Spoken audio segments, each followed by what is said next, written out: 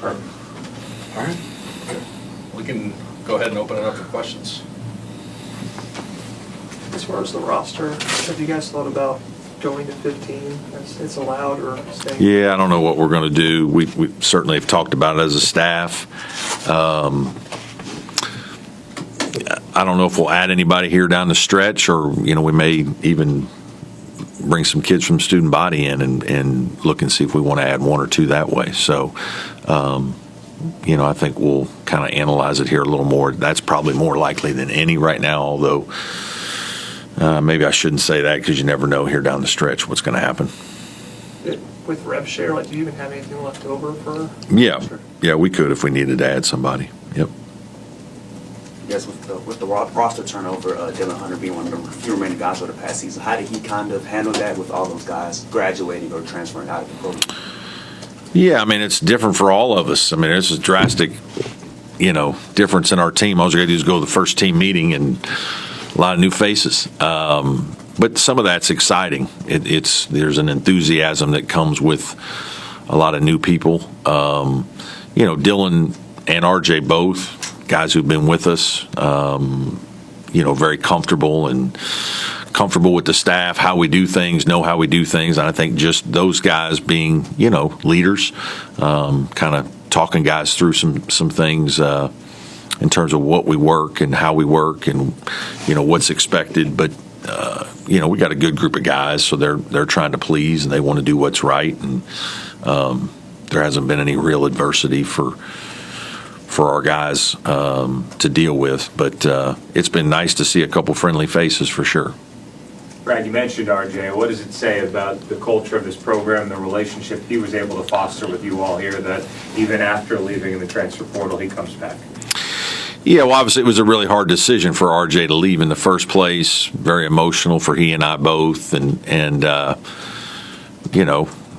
think we got word during the year that he had missed Clemson, and certainly we very fond of RJ and excited to have him back. He's just an incredible, positive personality. He's an energy giver. He's just one of those guys that you enjoy being around. He's got a smile on his face every day. He's a hard worker, and he's a very caring person. So, he's brought a lot of joy to everybody on our team. He's made a lot of guys feel very welcome here, and I think he has an even greater sense of appreciation for what our program and what Clemson means to him. And in so many ways, as you bring in all these new guys this offseason, really you're starting from scratch. How much does it help having a few guys here that understand the level of expectation that goes into what it takes to build a Yeah, I think that's one of the main challenges. It's been challenging this summer. It's just the best word to use.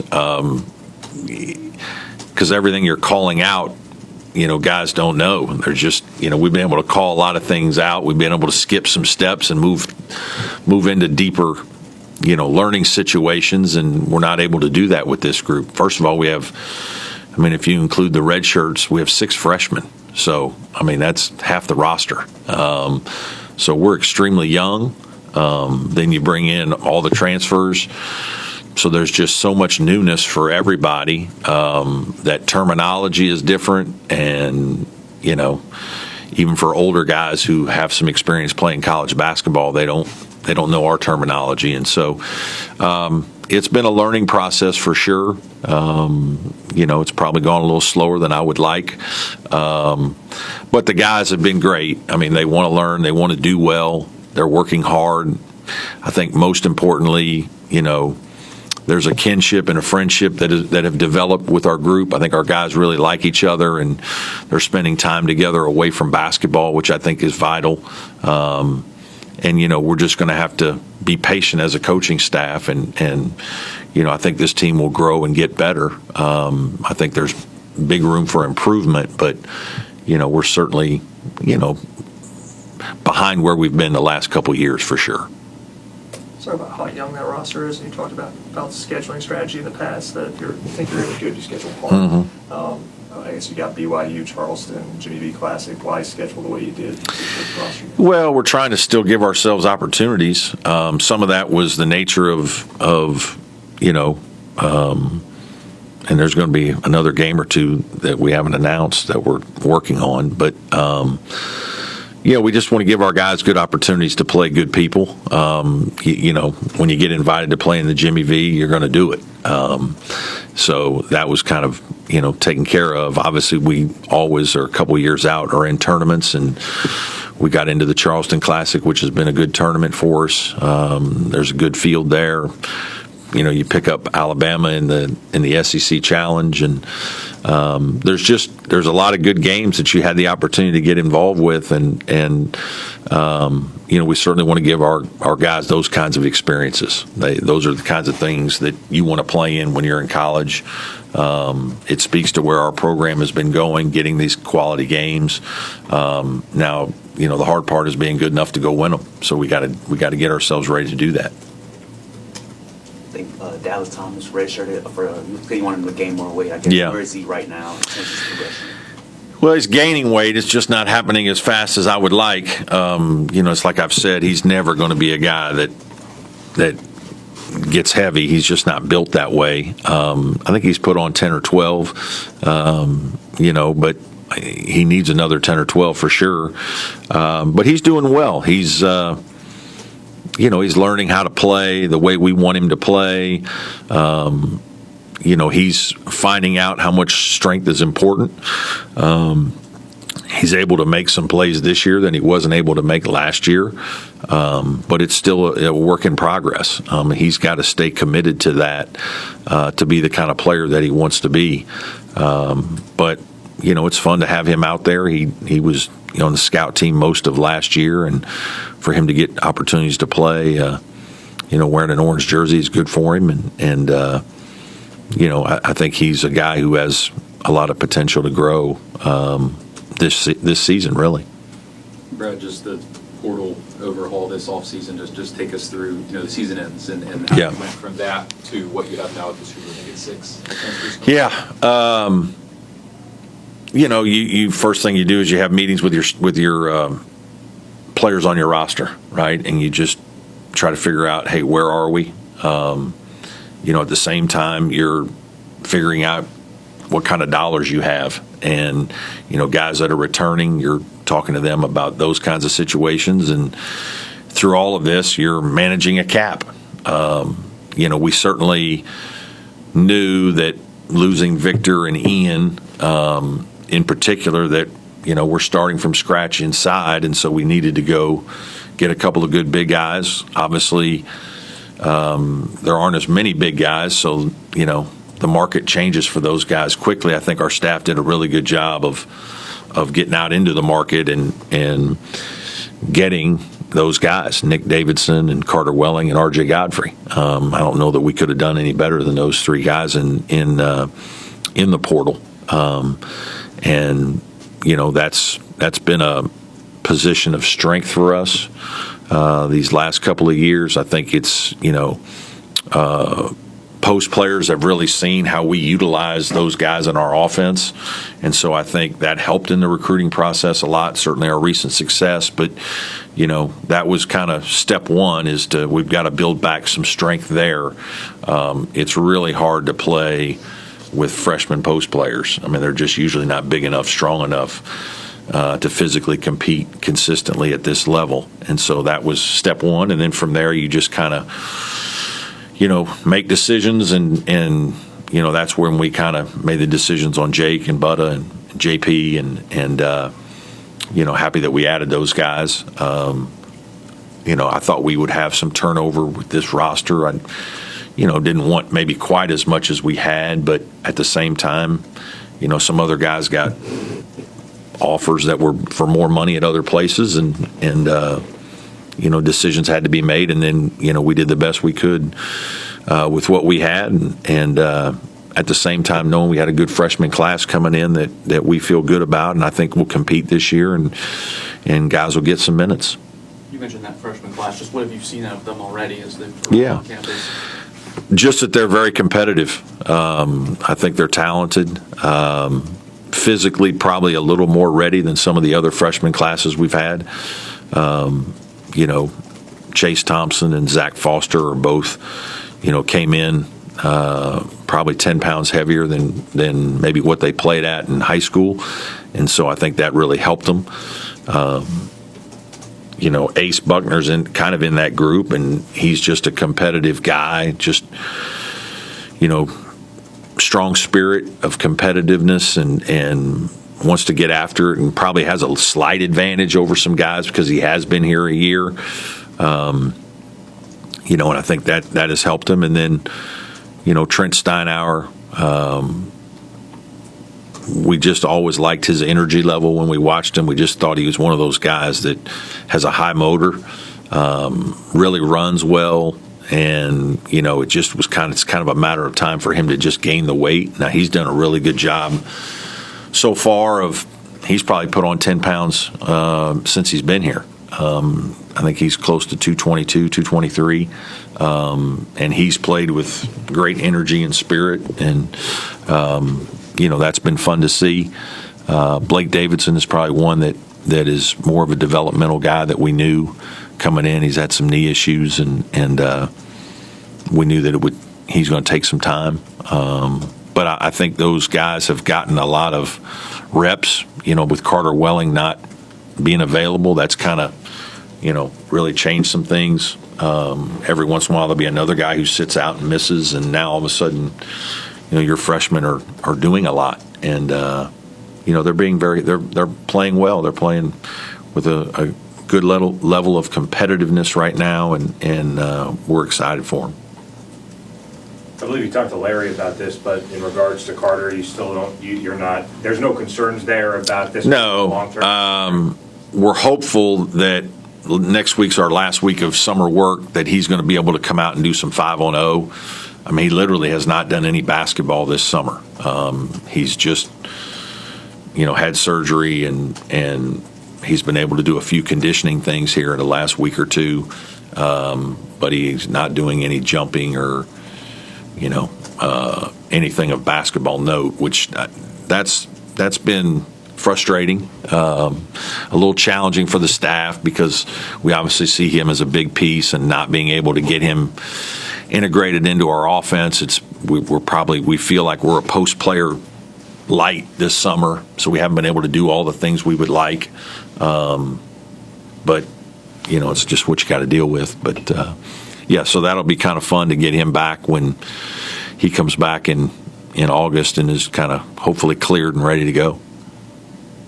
I guess right now, Davidson's probably the 5 who's kind of the backup. There's no. I don't. In a lot of ways, it doesn't really matter who's the 4, who's the 5 in the way we play with our 2 post players. They can all be interchangeable, and I think between Carter, Nick, and RJ, you got 3 guys that will all play a lot of minutes at those 2 positions.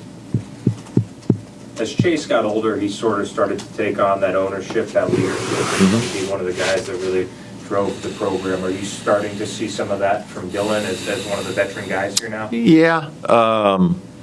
Dylan's got a big personality, kind of a carefree, fun-loving guy, but also not afraid to speak his mind. And I think that's, he's probably more outgoing than Chase, right? And now he's been on some teams where he's,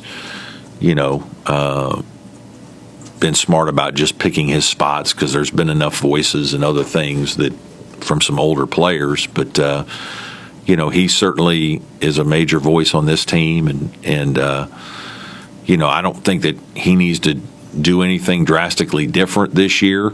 I think his scoring will naturally evolve a little bit, but I don't need him to all of a sudden try to be his brother. They're really different players.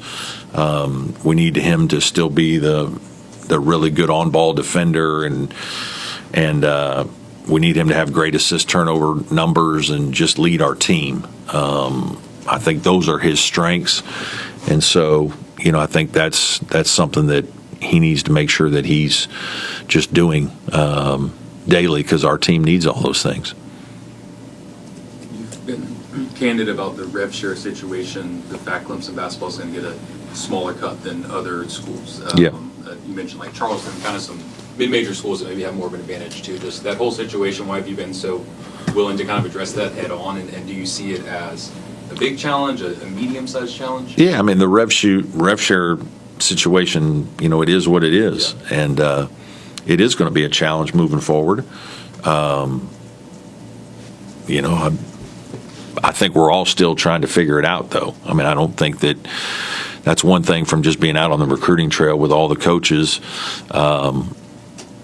This year, maybe even more than the last couple, there's even more uncertainty in what things are going to look like, what's going to pass through NIL Go, what kind of dollars are guys going to have next year and then the year after, and there were things done by most schools at this level with front loading to try to take care of some salary things, and so it's just I think that's what has guys unnerved a little bit. Is we all want to be good stewards of our program, be organized, plan ahead, and it's hard to do that. But we'll find a way. Administration will try to help us as best they can, and I'm confident that we'll continue to be successful moving forward. But there are going to be some hurdles that are going to make it difficult for our staff, and right now, just with the uncertainty of it all, is probably what has us a little unnerved more than anything. How does Clemson Ventures factor into the equation for you guys? Well, I think that's a little bit of it too. Is Michael Drake and his group. We met with Michael, a couple weeks ago and had a nice extensive meeting, and I think they're trying to figure it out just like everybody else is. But they're going to be a vital part of us, helping players on our team grow our brand and hopefully help guys secure deals that we can,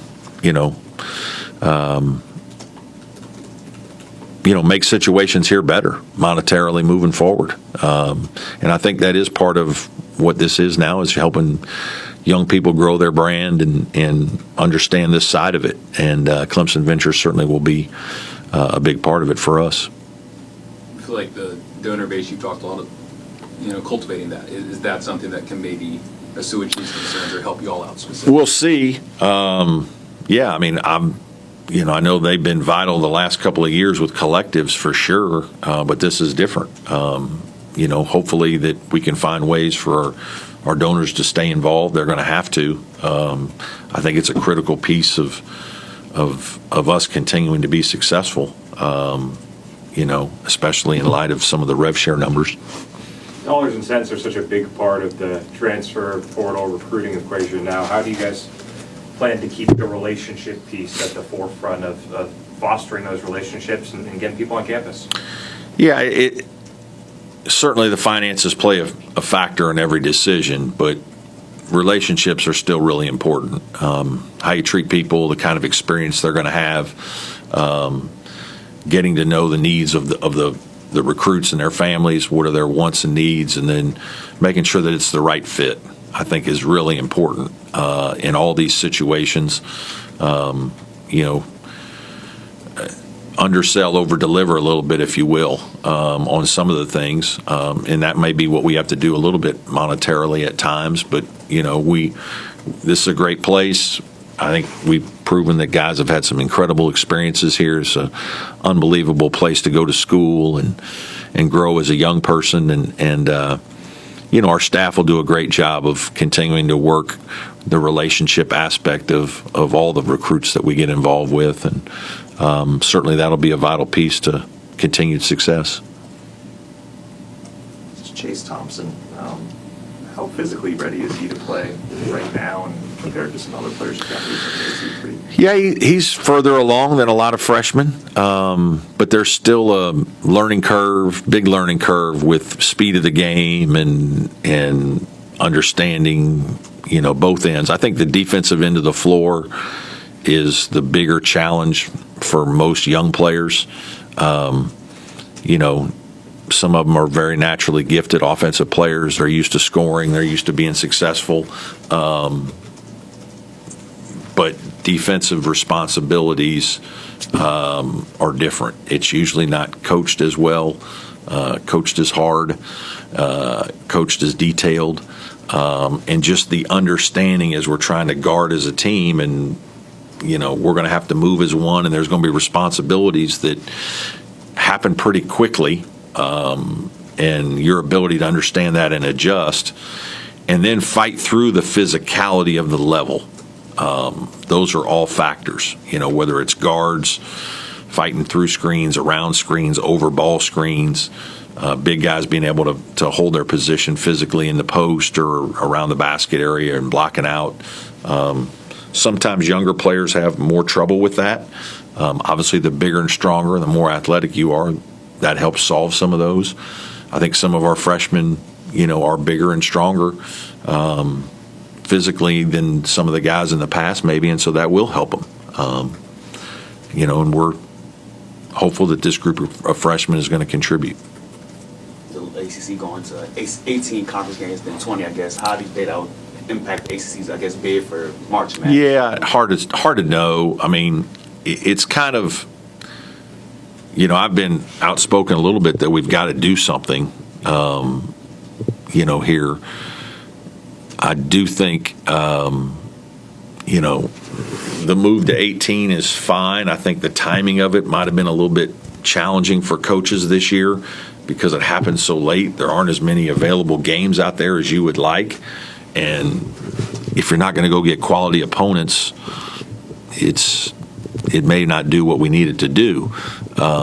Having said that, we've been, Coach Bender has been fighting really hard to, for us to find another good high major game. I think we found one. We'll see if we can get all the details worked out here quickly.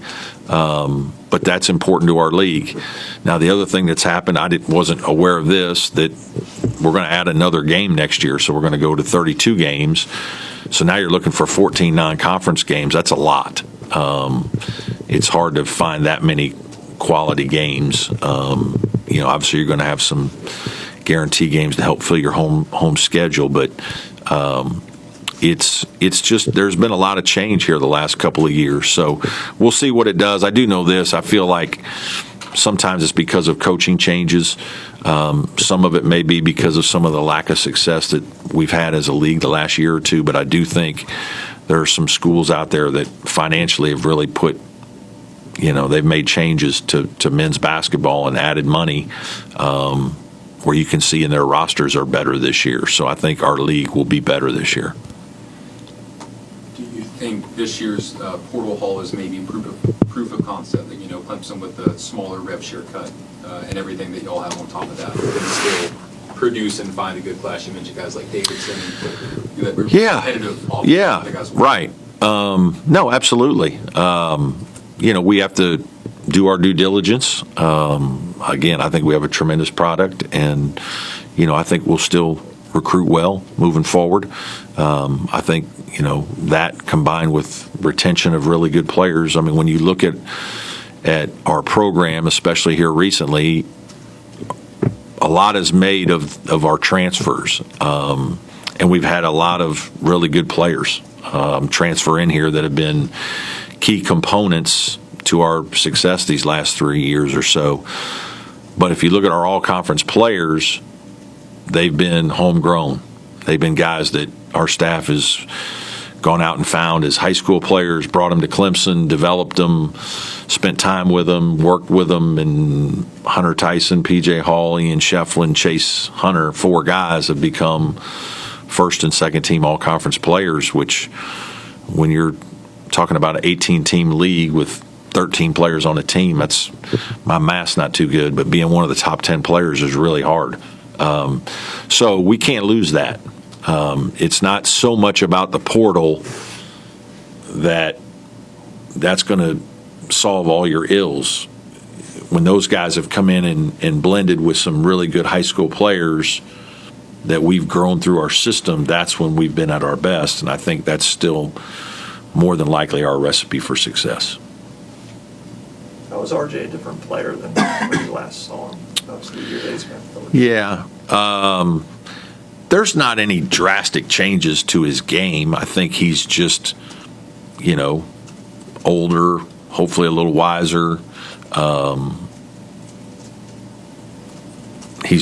He's probably a little bigger, which is hard to imagine because he's a big, strong guy. Maybe a little more confident just because he's an older guy that's been here, and I think he's just really happy and excited, and you just kind of watch that joy in his face when he plays every day, and he had that as a young player. It's something that it's been a blessing to coach him because he's such a fun kid, fun personality. But I don't know that there's any drastic change to his basketball game. I think he's still a big physical post that has good athleticism and bounce around the rim. To kind of make sure Dabo doesn't try to steal. We'll see. We got one more year with him, then he might. Who knows? You mentioned the turnover from last year's roster. Del Jones, you mentioned in another interview, was that the most surprising departure of the guys who left? A little bit. Certainly, I don't want to say a complete surprise. It wasn't a complete surprise. But, that one was disappointing a little bit just because you put some time into a guy and, that the next year he can take another step forward for you. But that's part of this new world of college basketball with the transfer portal and money, and it's going to happen. It is what it is. It's hard. I know you say you prioritize retention, but at this point in where college athletics is going, how much of this feels like you're just 1 year at a time? Let's worry about reshaping this roster, and let's not think developmentally 2-3 years down the road. I'm still not there. No, I'm. That's not how I'm wired. And part of why I like what I do is I enjoy the building relationships with players and helping them grow as men and players. Certainly, spending time with them and then seeing them after they're gone, and it's those are just some fun times you have, and I don't want to think that this is, more like junior college where guys are shuffling in and out every year. I hope we don't have 10 new players every year. Now, are we going to have more than we've had in several years? Probably. But, I still would like to hold on to as many guys as we can. That makes sense. There's going to be some kids leave, maybe because they're going to get more money somewhere else. There's going to be some kids leave because there's opportunity to play more minutes somewhere else. And you have to understand that. But there's also hopefully enough kids that see a good situation for them and want to continue to grow and develop. And I think that'll be what happens here more than likely. Kind of opposite of that, you have a guy, Schieffelin, who decides he loves Clemson so much he wants to try another sport. I know you've spoken publicly about it a few times this offseason, but just your thoughts on Ian's transition to football and what he could possibly bring to the football team. Yeah, that's a hard one for me to know. I think he'll do well. I don't think it's going to be as easy as people think it is. But also, I think we all know Dabo's going to want to try to make something happen with it, which is fun. He hasn't done much yet, I don't think. So I don't have a lot of feedback to give anybody. I know they report soon. But he's excited about it. He's going to be running down the hill and against LSU in front of whatever 85,000. It's going to be a pretty cool experience for him. And my thing was always just to remind our fans that, hey, he gave some things up now. He's a pretty good basketball player. He's one of those all-conference guys I mentioned, and he was going to have some opportunities. But I think this speaks to how much he does love Clemson and how much he's enjoyed his Clemson experience, and now to get a chance to do something else cool, like be on the football team and try this life experience. You can't blame him. I mean, they're paying for him too. So, I mean, it's going to be a pretty good 6 months. And if it all goes as it could, maybe he stays with football and has a chance to do something in the NFL one day. Otherwise, he can, regroup and he'll still have an opportunity to come back to basketball at some point. Not sure how much you keep up with, I guess, the football team, but if there's a player on Dabo's team that you would have on your roster, is there anyone that you would have on that team? I don't have anybody right now. I don't know their basketball backgrounds per se. There's certainly some good athletes over there that could help us a little bit. It's certainly this year's team for sure. Ray Jacobs is 6'8". They could get some rebounds for us. There you go. And I think today the ACC announced a change to court storming. So I Okay. guess structure fine. Yeah. I guess, what are your thoughts on that and just how the modified structure impact the experience for fans, your team, things like that? Yeah, that's hard. I certainly understand it. The last thing, we want, and it's gotten pretty overwhelming. Obviously, we had a couple last year.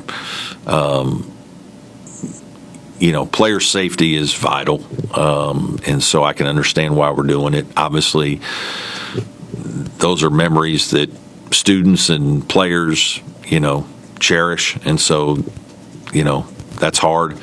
I don't know if, in our sport it's just happened so quickly that, is there a way to get the visitors out there and still let the students, get them off the court in 30 seconds and then get the students out there so that they can have a good experience with the players and let the players just, have 10 or 15 minutes out in the middle of the court when it's, when those experiences happen. It's not quite as organic, but that would still be fun.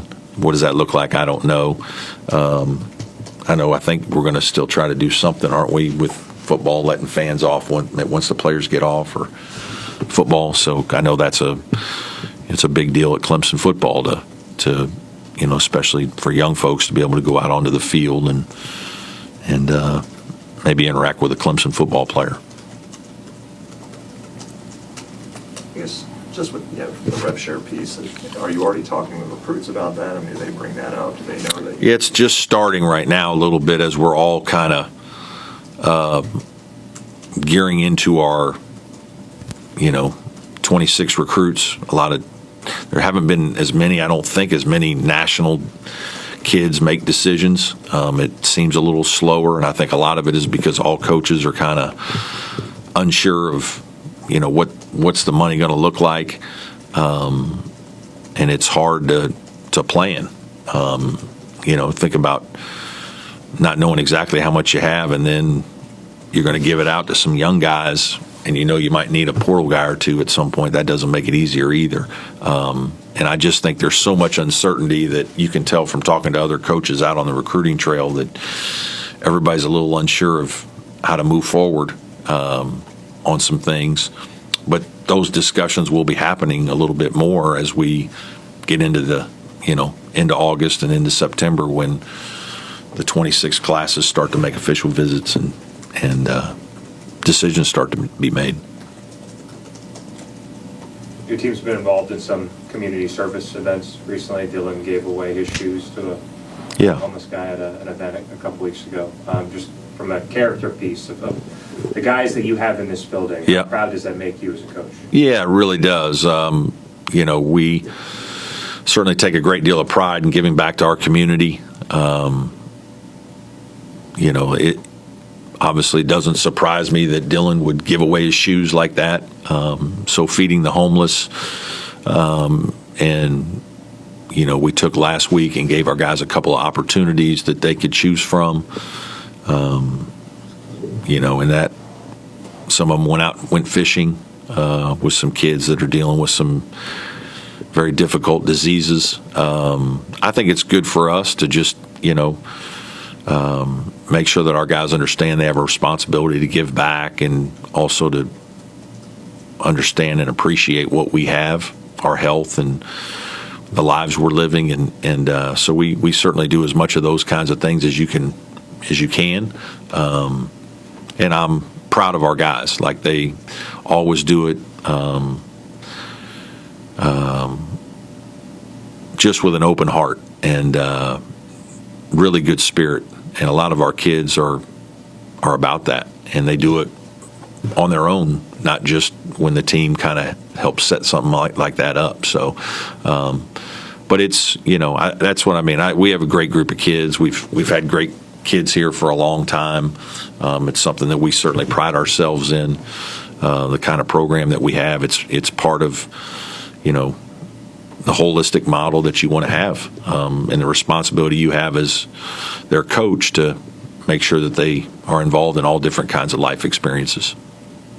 Just one more thing about the Jimmy V. Like, how does that even happen? Like, how do you figure out that you be in that? And what do you think about the matchup with BYU? Yeah, it happens more through the league office, and then the league office kind of contacts you, and you get invited to be a part of it. And so, obviously with our recent success, I think that helped.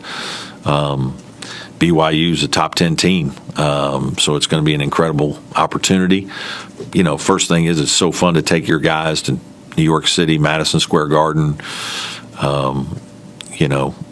That's a cool experience and something guys will remember, and they'll be playing games in Madison Square Garden forever, and our guys will be able to look back when they're 40 and 50 and tell their sons that they played there. And those are the kind of things you want your guys to experience during their time at Clemson, and the fact that we're going to play a team as good as BYU is an unbelievable opportunity for us in terms of finding out more about our team and chance to evaluate ourselves against the best competition there is.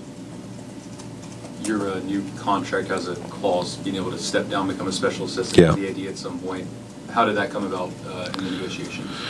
Yeah, it was something I talked to Graham about just a little bit when the Indiana thing was going on, just that,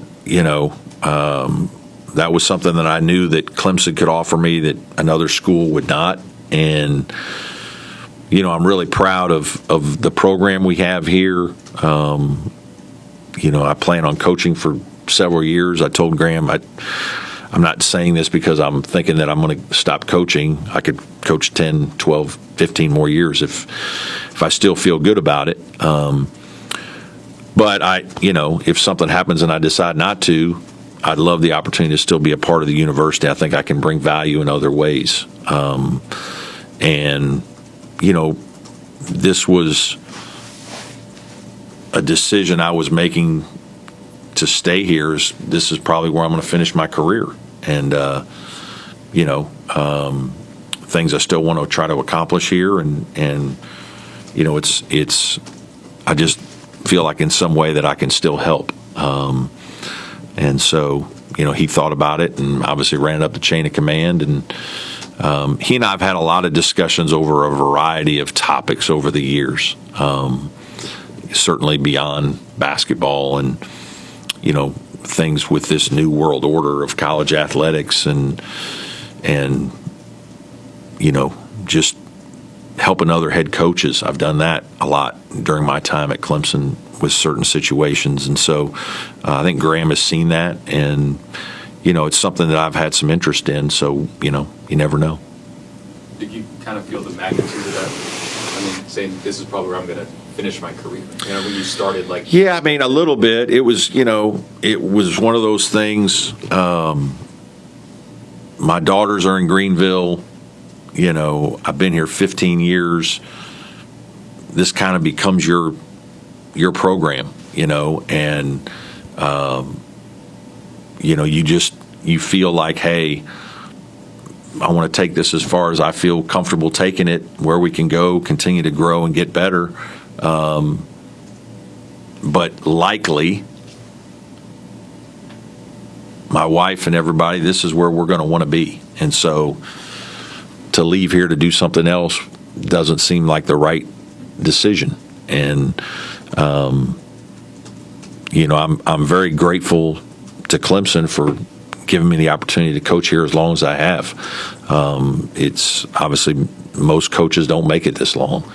And they've been patient with me during my time. I think we've rewarded them with the kind of program that you can be proud of and the kind of young men that you can be proud of.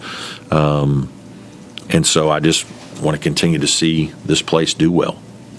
Was it a statement in itself that you're kind of pushing Indiana to the side of being an Indiana guy? I mean, did you, growing up, Yeah. be an important team? Yeah, oh yeah. Yeah, I mean, the Indiana job was the job. And, I interviewed for it when I was younger at Wright State one time. And I spoke with them. I was never the guy, and so that was fine. And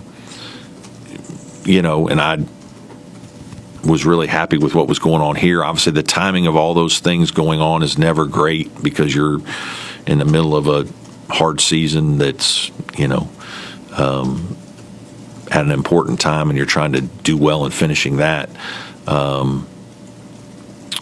But it was just, it didn't feel right for me at that time. It just didn't. And my wife, it was just one of those things you talk about with your family a little bit. Where do you see yourself, and what do you want to do? And we just felt really at home here. I'm grateful to be the coach here.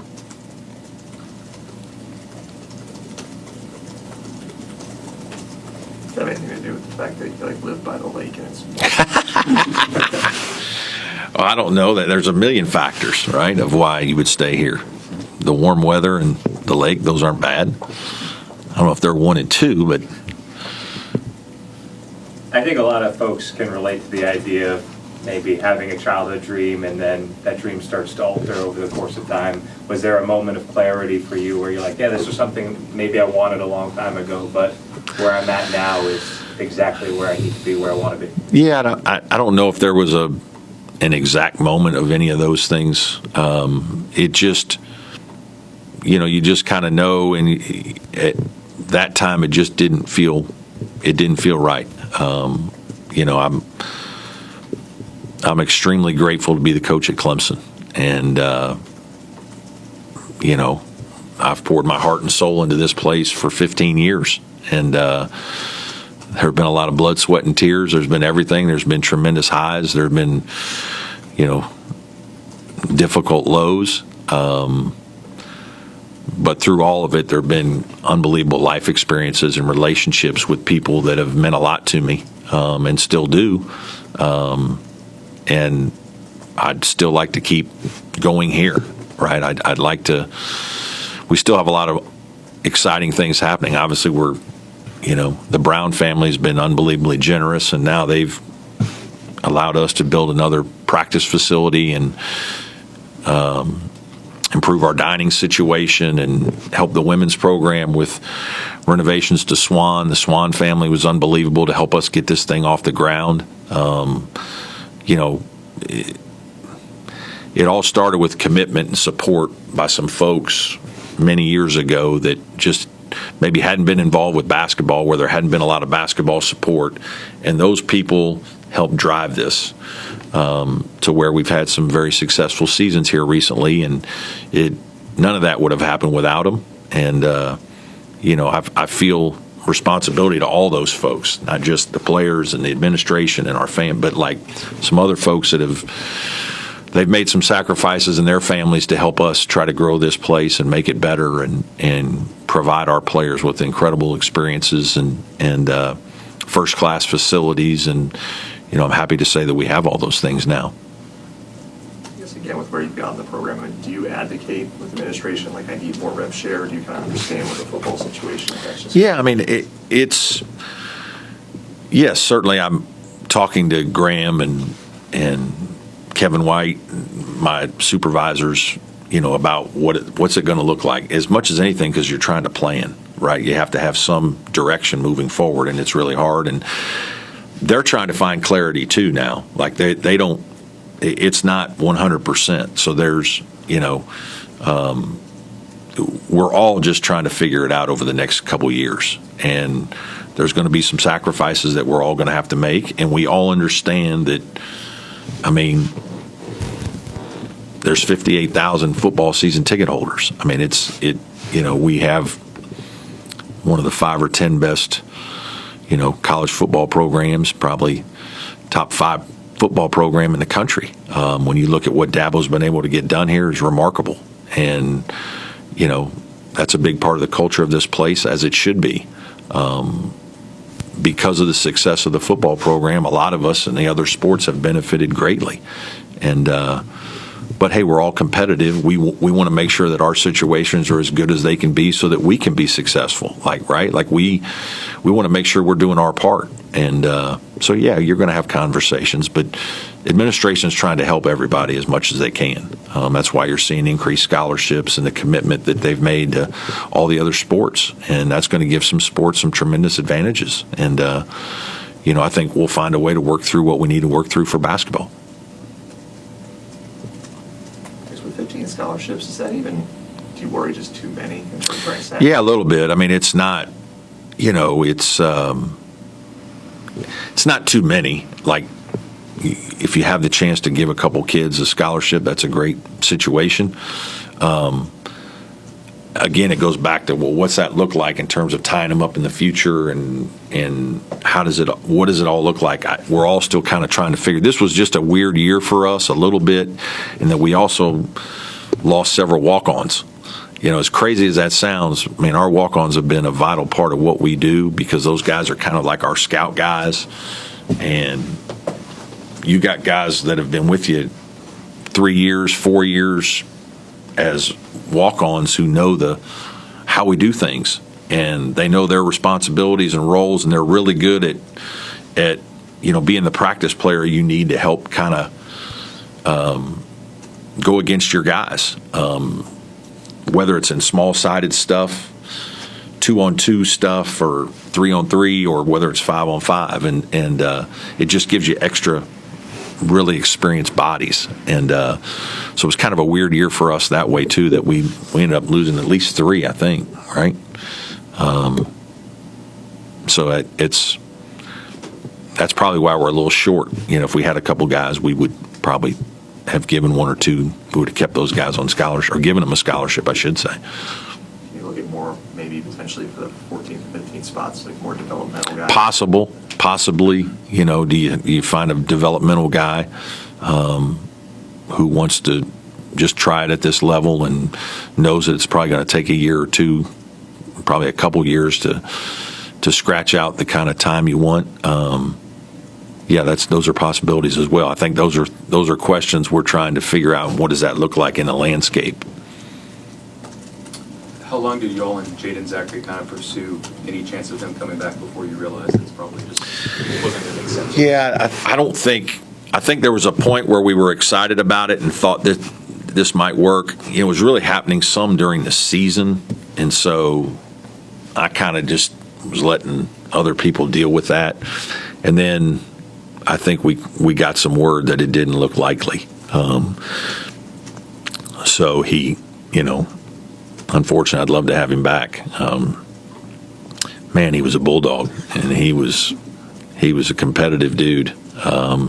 Funny, I don't feel like he said 12 words like most of the year. Like, he just speak when spoken to. I don't know. He must have heard that as a child, because like he was one of those guys that just came in and did his job, and did it to the 100%, and as competitive a player as I've had, especially on the defensive end. He's one of the rare guys that makes a tremendous impact on the winning with just his competitive fight and his ability to defend.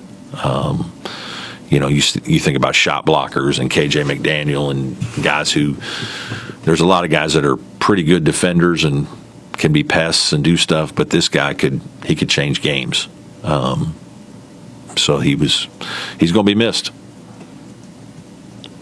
Seeing someone like BJ Hall get a new contract with the Grizzlies, just what was your reaction to that? Yeah, really. I'm happy for him. I'm proud of him. We talked a couple times right before he was going to go, when he got the opportunity to be with the Hornets. Obviously, when he was let go by Denver, we kind of all anticipated that was going to happen. And the chance to go to Charlotte was a cool one. And, I'm just proud of how he handled it. That's not easy, folks, to go to those situations and, you're playing for a contract. you know, and you're doing it in like 5 games, right? So like every game, you feel like there's pressure. But he had a good year last year. I mean, he really did. He didn't get to play much for the Nuggets, but he had a great year in the G League, and we all thought, you know, I could tell from talking to him that he was very comfortable and confident heading into the summer league, and so I was just really happy for him and proud of him. Excited to see what he does now. Chauncey Wiggins was another player that started over the past 2 seasons. Went to the transfer portal and left. I guess. What was the discussion of him on his decision to take part? Yeah, I'm not going to get into individuals' decisions to leave. I just don't think those conversations is appropriate to air. So, you know, we'll wish him well, and I'm sure he'll have a good year. Anything else for Coach? Thanks, everybody. Appreciate you guys being here.